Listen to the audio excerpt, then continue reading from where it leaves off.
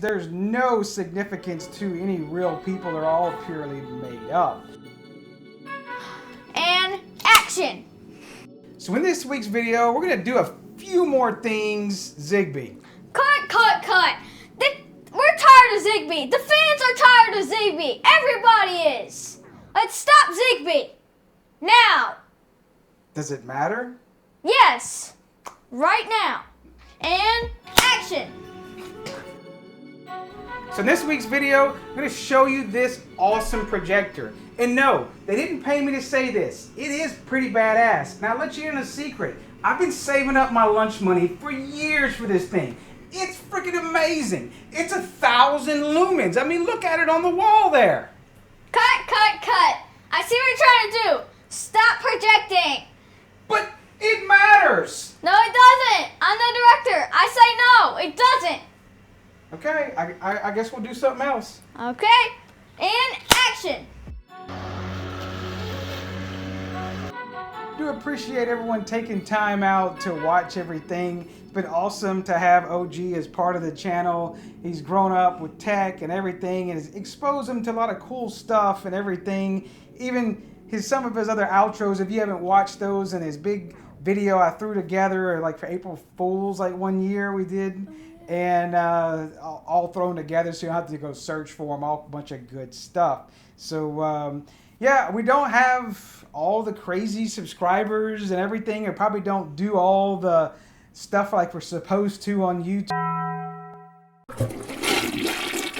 but we all do this for fun, and that's what really makes this all fun, to share everything and with you guys and gals out there. I mean, we only think we got 52 or something right now, but I don't care. I'm not really a numbers thing. So anything else you want to say with the channel that you've been doing?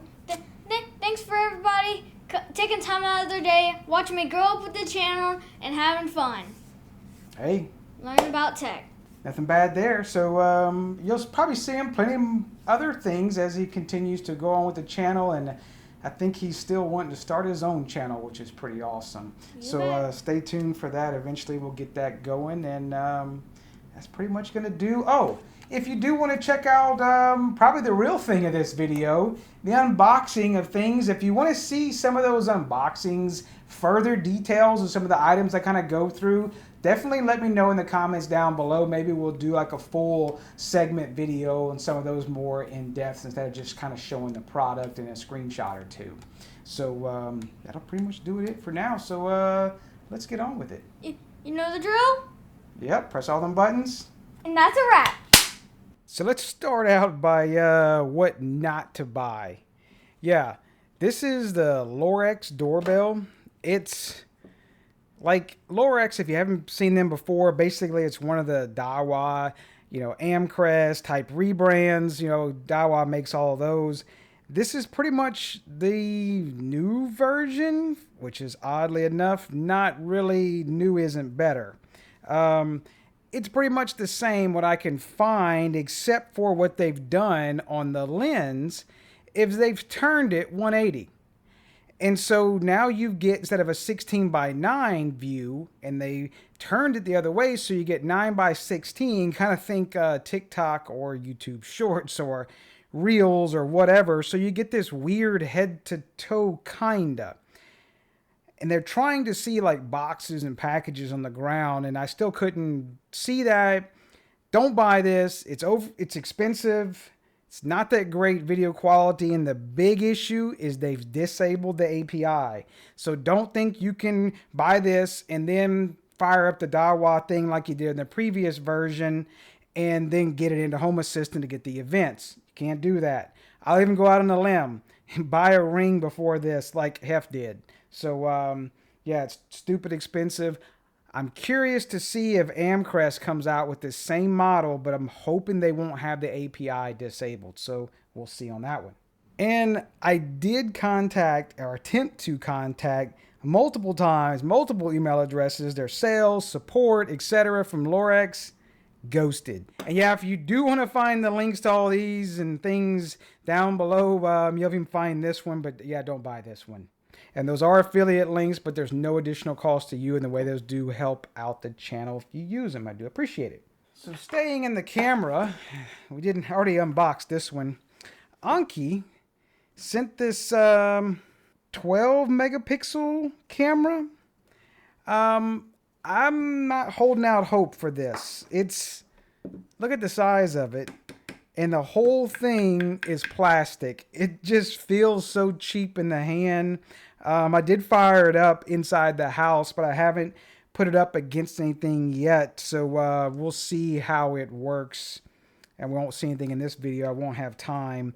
And the mount feels stupid cheap, but at least they have a set screw. So there's that.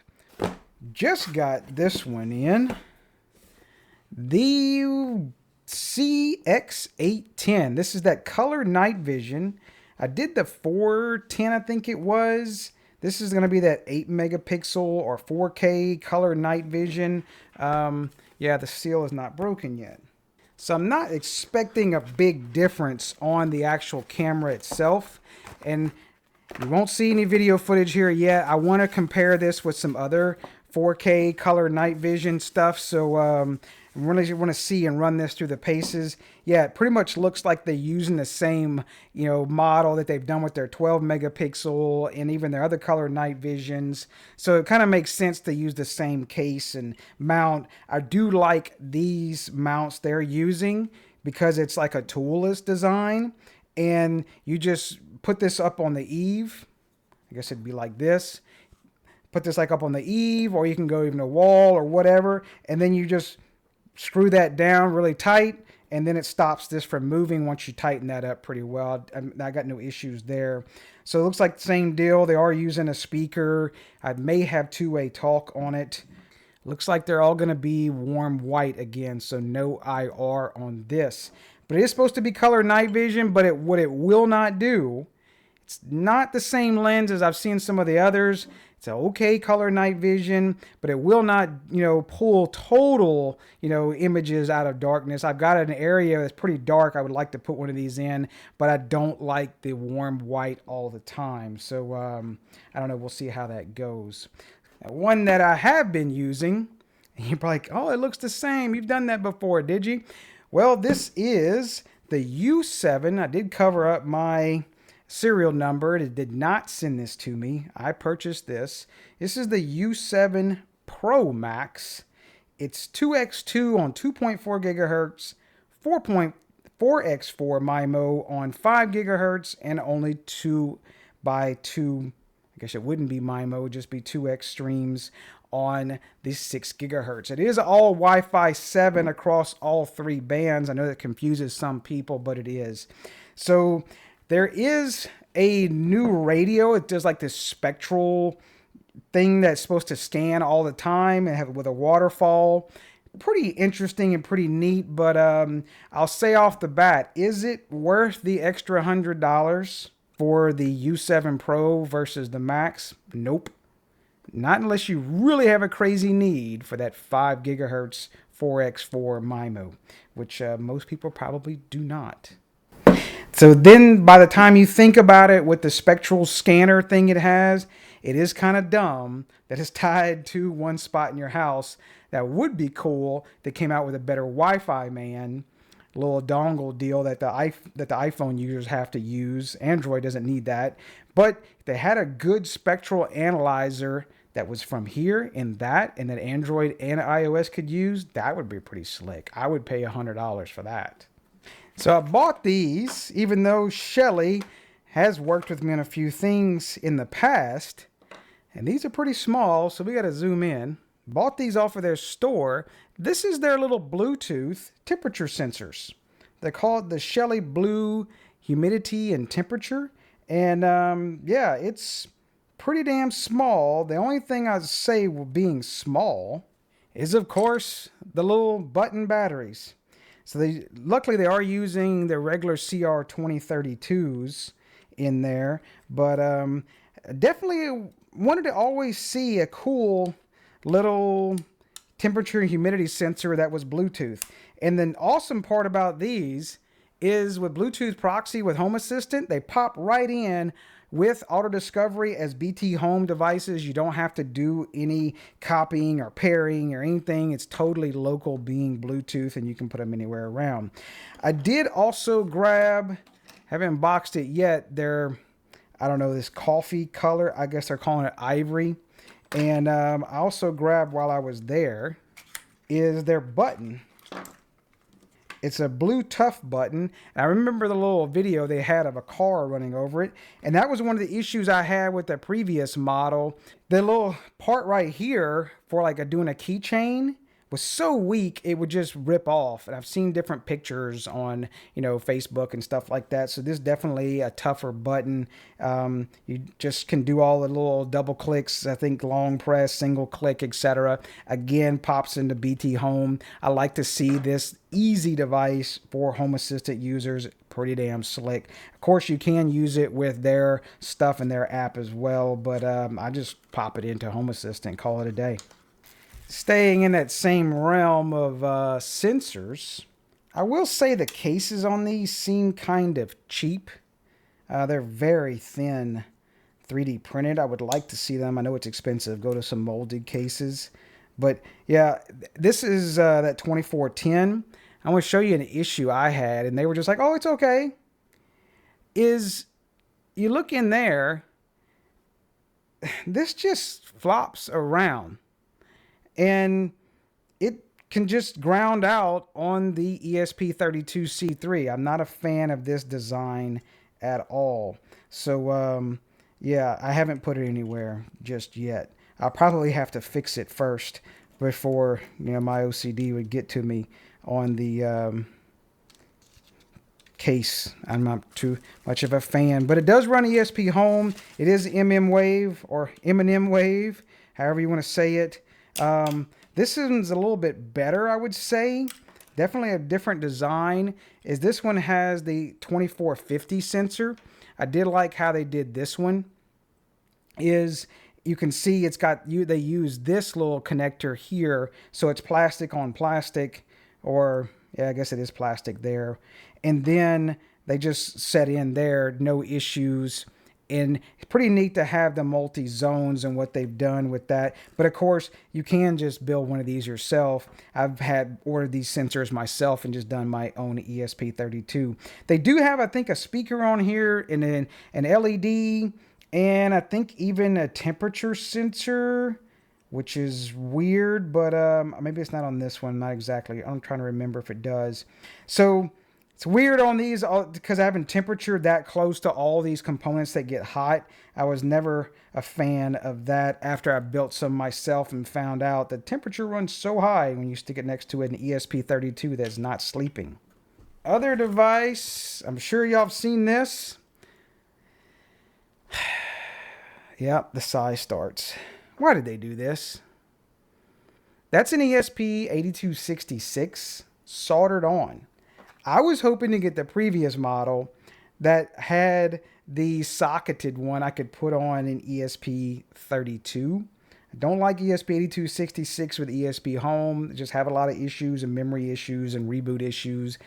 And why are we still doing ESP8266 in 2024? I do not know. The cost difference is not that much more to throw an ESP32 on it. So somebody else made something. Somebody made their own, which you can throw on. This is just an ESP8266, of course, but it's socketed. I can throw on an ESP32, no issue. Same deal. This is of course, the Ratgdo or Ratgdo, or however you want to say it. Some people say it all different ways. I had the two of them. I'm going to do one ESP8266 and the other one ESP32. And because I have two doors and I want to see how well this works or does not work compared to my MyQ killer that I've had up and working for a couple years now. So I'm going to probably wait till it gets a little cooler to mount these, though. It's damn hot right now. Now this one I have not played with yet. I want to see how well it ran Home Assistant. This is the Orange Pi. I think it's like a rock chip on it or something like that. You said I haven't even opened it yet. let's open it now, right? That's what this is about. I hate crinkling noises anyway on video, on audio. So yeah, it's a rock chip orange pie, pretty decent sized board. Has 2 Ethernet ports and 3 HDMI. Interesting. Looks like you could put NVMe right on top of it. I'll have to check all that out. Probably all the GPIO ones. I'm curious to see the horsepower compared to the Pi 4 and Pi 5. The only problem I have with some of these boards is, man, Intel with their N95s and N100s have kind of killed it for some of these projects. Unless you really need a small board for a project I really don't see the need to go to Pi and these small single board things with all the little nooks that you have out there for those N95s. So I have played with this. I'm not a fan of the switch itself. This is the Martin Jerry Smart Switch. These are only 10 amp. This is their cheap little model, but their one big difference is it's ESP32C3, I believe, inside, and they have it preloaded with Tasmota and Matter. So you can attach this via Matter. Now, I don't know why a Home Assistant user would do that, because you have the Tasmota integration that's going to work a lot better than Matter. Don't do Matter for there if you have that local option. But I guess if you wanted to get these and you could do Matter with like Alexa or Google Home and other stuff, that would work out well. I'm just not a fan of this model they chose to do that. Hopefully they'll do it in some other ones, like the original dimmer and the switch and everything, and have those ESP32C3. And sticking along with the switches, I have not even opened this. Speaking of the whole thing of Matter, this is the Sonoff US supposed model.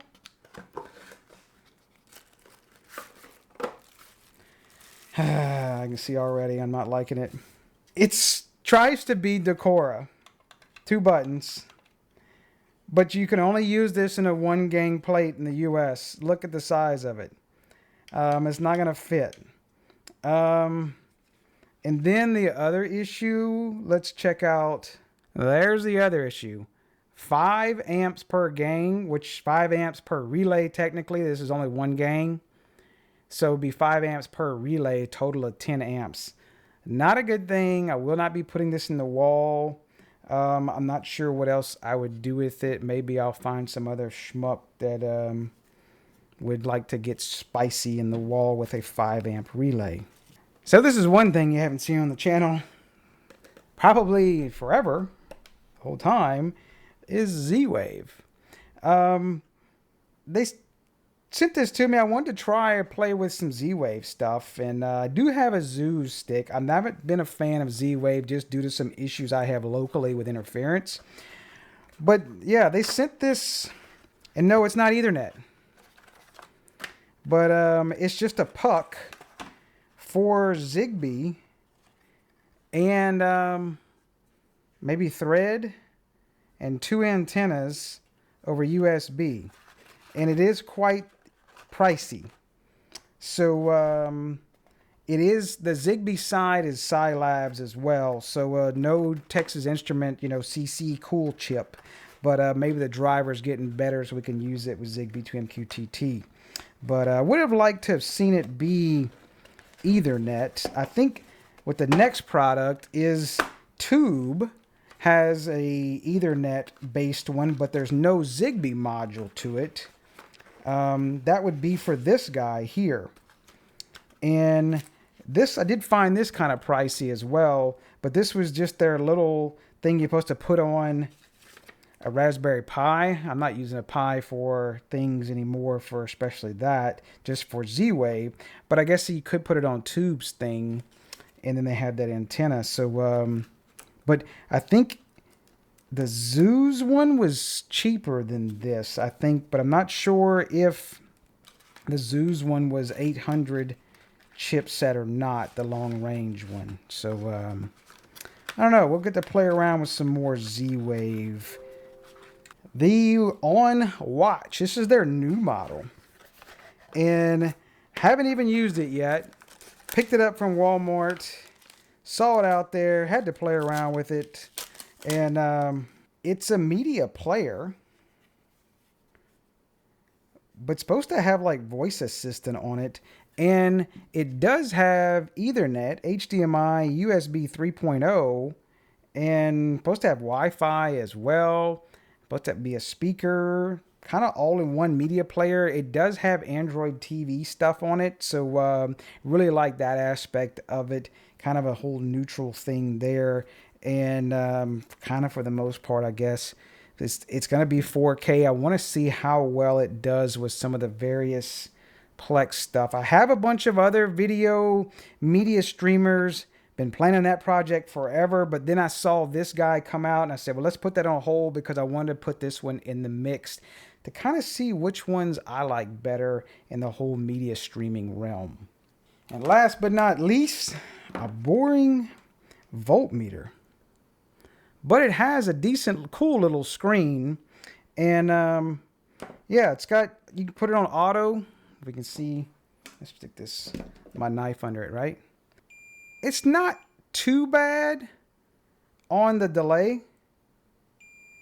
But you can see even on auto, it does take a little bit if you're going to measure for like doing continuity. But no issues doing like other things like, say, this battery. Let's see if we can see the time for that. So it's not too bad. I don't know, half a second to a second. You hear it click too. So, I don't know, no issues there with that. It should just work on mains AC as well. I have a plug off camera. So yeah, showing 120 volts. But I guess you can change stuff if you want to jump to see like the hertz and everything. And I don't know, pretty decent little meter. This is for, you can do, I'm going to stop the beeping.